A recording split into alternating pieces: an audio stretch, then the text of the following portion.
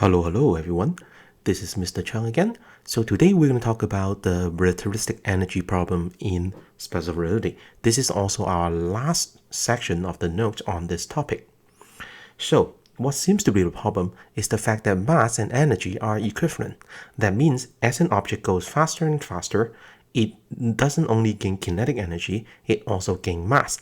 That means an object that is moving actually have more mass than an object that is stationary.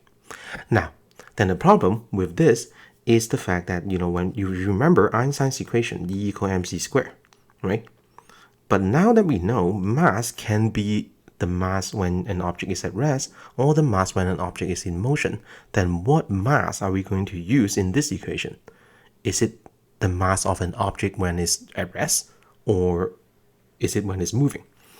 Now, it turns out that if you only want to find out the energy of the object at rest, that is called the rest energy, and it is a thing that you can actually find. This is the energy contained in an object when the object is not moving. Now, because the object is not moving, then we should just use the energy of the object, E equals mc squared, then this mass should be m naught, right? It should be the rest mass of the object. So remember what rest mass is. So that's the mass on the object when it's at rest. So for example, you who is not moving, your mass right now would be your regular mass. Let's say you regularly weight, your mass is, let's say, 60 kilogram, then that's the mass that you should put in here. Now this is the energy of an object when an object is at rest. So let's say you have an object that is not moving, so velocity equals 0, then that's how much energy you should have. That's your rest energy. Okay, so this is the rest energy. Now, however, there is another part of this equation that this idea that we have to consider though, which is what happened when the object is moving then. So what happened when the object is actually traveling at some speed, not 0 anymore, right? So you have some kind of a speed. Now, if the speed is really small, we know that special relativity doesn't really care about it anyways. But what if that speed is really, really fast? I mean, very close to the speed of light.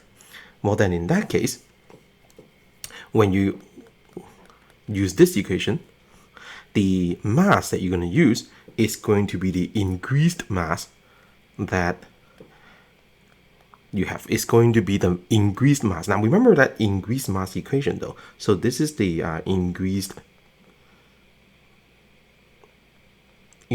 version of the mass. Now, but remember what that equation is though.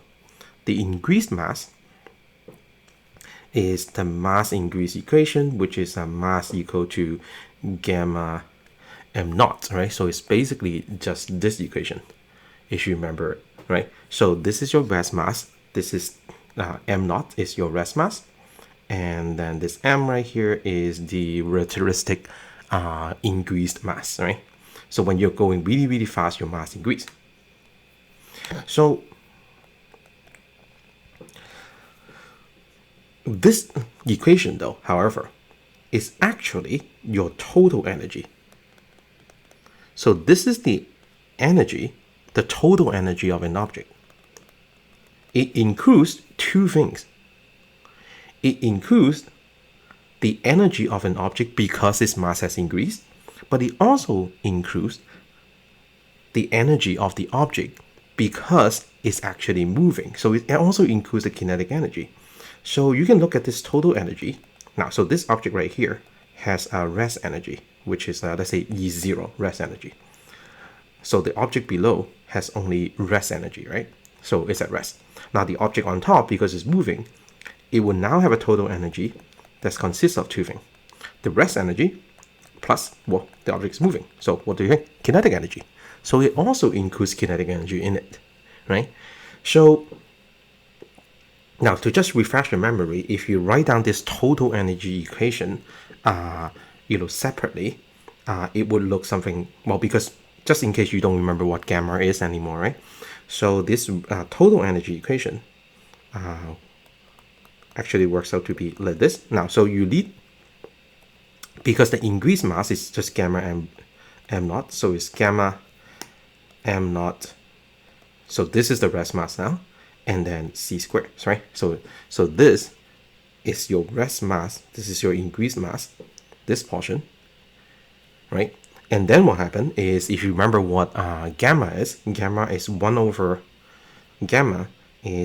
over square root of 1 minus v squared over c squared. So now if you take that and you combine it with the m naught and c squared, you now have an equation for the total energy that's actually work out like this. Okay, but a lot of time I like, this first definition on top better, like right here, because it's just gamma m naught, and you should know what gamma is. And you look at this equation, so it's gamma m naught c squared, and that's the total energy of an object. So remember, the total energy includes the rest energy and also the energy due to your kinetic energy portion. So, for example, you all remember Yoda, right? The one that gives you energy when you're writing the test, and a lot of people have seen that Yoda, the Yoda that I have on my table. Now, that Yoda is about 1.32 kilogram. So, how much energy is actually in that Yoda? Well, when you look at this question, you have to first ask yourself, is Yoda moving right now? Well, if Yoda is not moving, then we do the rest energy, which is mc squared. And we should use the rest mass multiplied by c squared, right? So the rest mass is 1.33 kilogram, and c squared is 3 times 10 to the 8, and then we have to square that. So that will give you 1.2 times 10 to the 17 joules. Okay, so this is the amount of energy that's actually stored in Yoda. Okay, now I'm not saying that we can actually just burn Yoda and get those energy out. Remember, that's not how the way that it works. There's this much energy in Yoda, and to get it out is very, very difficult.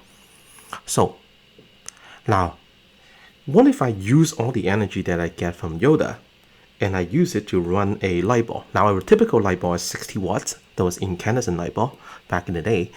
Typical light bulb is 60 watts. So if the power is 60 watts, now power is how much and how fast you're using your energy, so energy over time. So if you have 60 watts in here, and you have the energy from Yoda, so let's say you could get all the energy out from Yoda. Now, and that in that case, so you can solve for time, right? So you can solve for time. So if you solve for time, you get something that's close to 2 times 10 to the 15 seconds. Now you might be wondering, how long is that? That is like 63 million years. That will take you right back. So let's say 63 million years ago, what happened is the dinosaur died. So if you had a light bulb back then, of course, I don't know why you would have a light bulb when the dinosaurs go extinct, but let's say you do have a light bulb back then, and you use all the energy that makes up Yoda, and you power that light bulb, you would have powered it until today. 63.7 million years ago is usually the theoretical, of course theoretical, right? We don't know exactly what happened, date when the dinosaur went extinct. Okay, now the next calculation we can calculate is the sun. Now our sun radiates energy out at 3.92 times 10 to the 26 watts. Now the sun gets all its energy from nuclear fusion. So remember, we talked about nuclear fusion a bit earlier, I think in class, which is nuclear fusion. So the sun has hydrogen atom, and it smashes 2 hydrogen atoms together, and it gets a helium atom at the end. So a helium atom at the end, that's the result. Now, but then the problem is, when you measure the mass of the 2 hydrogen atom, so the mass of the 2 hydrogen atom is slightly smaller than that helium that you get. Slightly smaller. Only very slightly smaller. That means, when you put Lego blocks together, right? So let's say those 2 hydrogen atoms are Lego blocks. When you put two of them together, you get this, a pair of Lego blocks. You expect the mass to be exactly the same, right? But this is slightly less. The sun is doing nuclear fusion. Now, how much slightly less? I think it's only like less than 1%, okay? But still, there's some missing mass. Every time the sun combines two hydrogen atoms and make it into a helium, there's some missing mass. Now that missing mass is the reason why the sun is burning. That missing mass is turning that 1% of mass, almost 0.2% of mass, if I remember correctly, is turning into pure energy. And it's turning into pure energy via the equation that you already know. So that missing mass turning into energy by the equation, well, guess it, right? E equals mc squared. So every time the sun do this, hydrogen atom fusing into helium atoms, you get missing mass. So some of the mass is missing and energy release. So now in this case, what we can do is we look at the power output of the sun. So this is the power output of the sun. Now remember, but power equals to energy over time. And the energy is coming from, remember, E equals mc squared. So this is coming from E equals mc squared. So if I know the power output of the sun, which we do, is 3 so according to our question, 3.92 times 10 to the 26 watts. And then we have mc squared here, where c of course is 3 times 10 to the 8. And then we have the time. Now, it says how much mass the sun lose in 1 year. So I'll just have to turn 1 year into seconds. 1 year into second is about 3.15 times 10 to the 7. About 30 million seconds in 1 year. So with that, I can calculate, solve for mass. So how much mass is our sun losing every year? Because it's burning and giving out all this energy. So now a little bit of calculations. Okay, so now we are getting this. So the sun is actually losing 1.4 times 10 to the 17 kilogram of mass every year. Okay, so a lot. Now eventually it is going to use up all its hydrogen, and eventually the sun will die in about 5 billion years by our estimation. So our sun can live for about 10 billion years. It's about 5 billion years old right now, so it's kind of in the midway. Now, however, that's all of the calculation that we have just done is assuming object is not moving.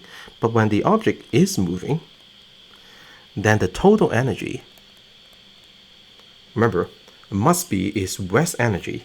So we wrote down that equation earlier already. Plus is kinetic energy. So the energy of an object, right?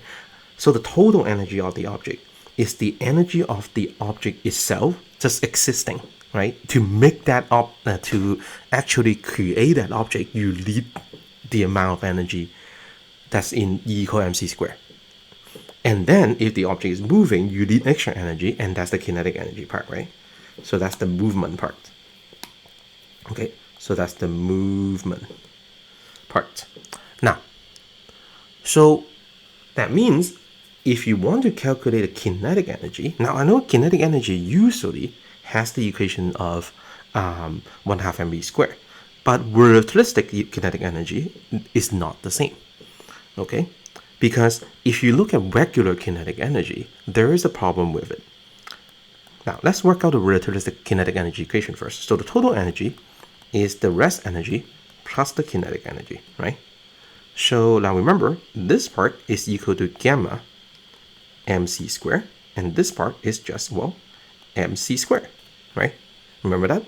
So the total part has the gamma in it, the other part doesn't. So that means if you solve this equation for kinetic energy, then you're going to have an equation that looks like this. It's gamma m naught c squared minus m naught c squared. Wait a second, there's a lot of things that are exactly the same in here, so we can take out the m naught c squared. So m naught c squared, take it out, then you have gamma minus 1. That, ladies and gentlemen, that is actually the kinetic energy equation in a relativistic term. So if you look at this equation, it almost looks like, compare that to, so this is the relativistic version, compared to the classic version, right? So if you look at the classic version, right? Now, If you look at the classical version, so the classical kinetic energy equation is 1/2 mv squared. And the relativistic kinetic energy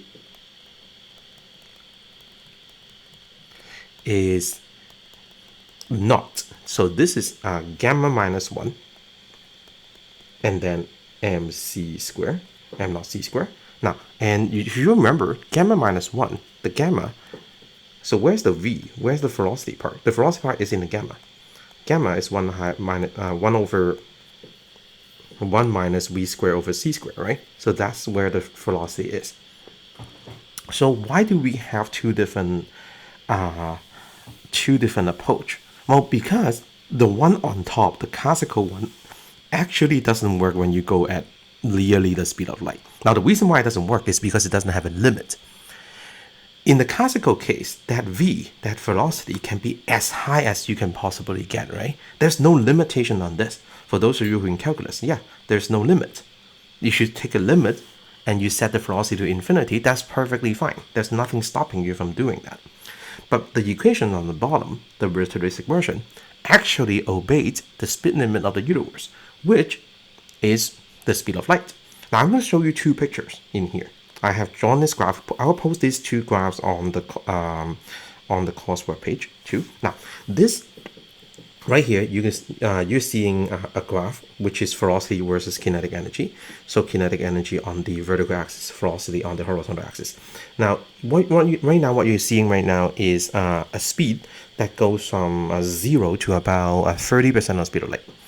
And you have two equations. The red equation that I'm hovering right now, the red equation is actually the classic case, whereas the green equation, which I'm highlighting right now, is the relativistic case. So you can see the two equations on the left-hand side panel. So you can see the two equations over there. Now, there is almost no difference between them when you're going very, very slow. You can actually see from the beginning that if you're driving slow enough, if you're moving at a slow speed. Now, what is slow? Less than like a 10% of speed of light is slow. The two equations basically have no difference. But then what is interesting is when you go at the speed of light, almost. Okay, so I'm going to show you this other graph. Ooh, look at this. Okay, so the rule is still the same. The first equation, the red one, is the classical case. Now remember, look at the classical case. And then you have this orange line in here. The orange line is the speed of light.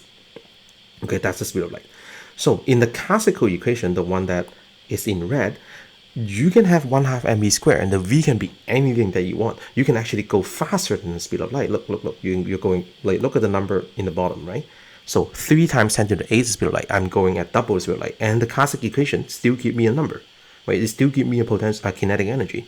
But look at the green one. Now the green one comes from the special relativity, relativistic kinetic energy equation, the 1/over version of it. So the one with the gamma in it. And look at this one. At the beginning, it's almost the same, exactly the same as the classical case. But as you approach the speed of light, and you go closer and closer to the speed of light, 80-90% of speed of light, the energy started to increase exponentially. And it has this asymptote that is never touching, which makes sense because remember, we said it earlier.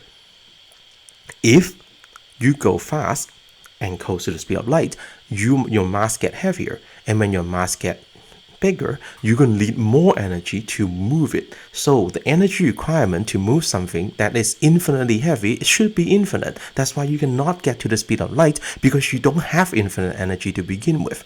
So the amount of kinetic energy you need to provide to an object to travel at the speed of light is infinite, which this green curve actually obey. And this red one that we have been using for the past 2 years, the 1/2 mv squared, is only true if you're moving relatively slowly, unfortunately, right?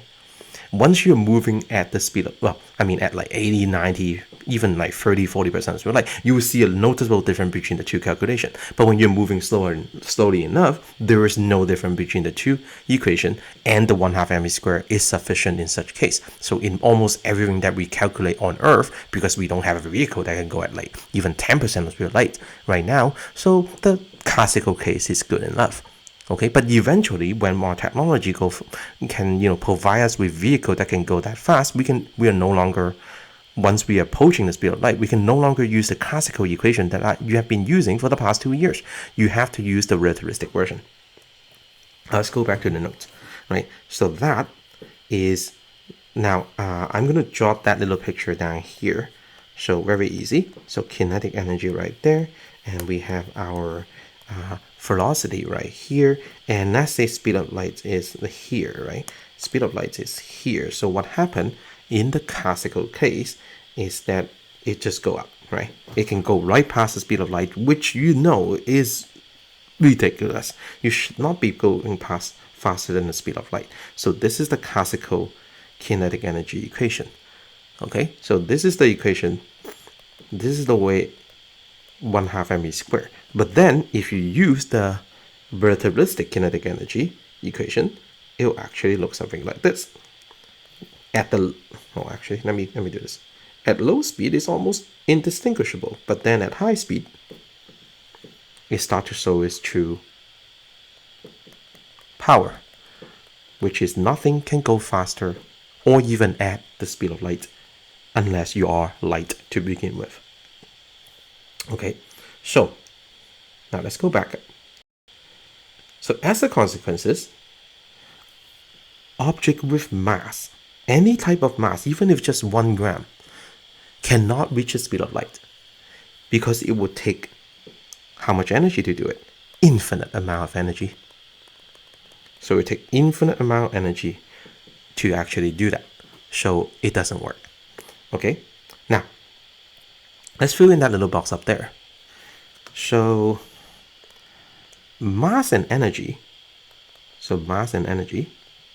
are the same. Okay, a change in one means a change in the other. For example, when you pick up your backpack and increase its potential energy, since the energy of the object increased, the mass must also increase. Yup, you heard it right. That means when you pick up your backpack and you put it on your back, it's actually a tiny little bit heavier than when it was on the ground. So the more energy you give an object, some of those energy you're giving to the object will turn into extra mass. So that means the object is a little bit heavier when it's on your backpack than when it's actually on the ground. So now let's conclude the energy problem with these two equations, right?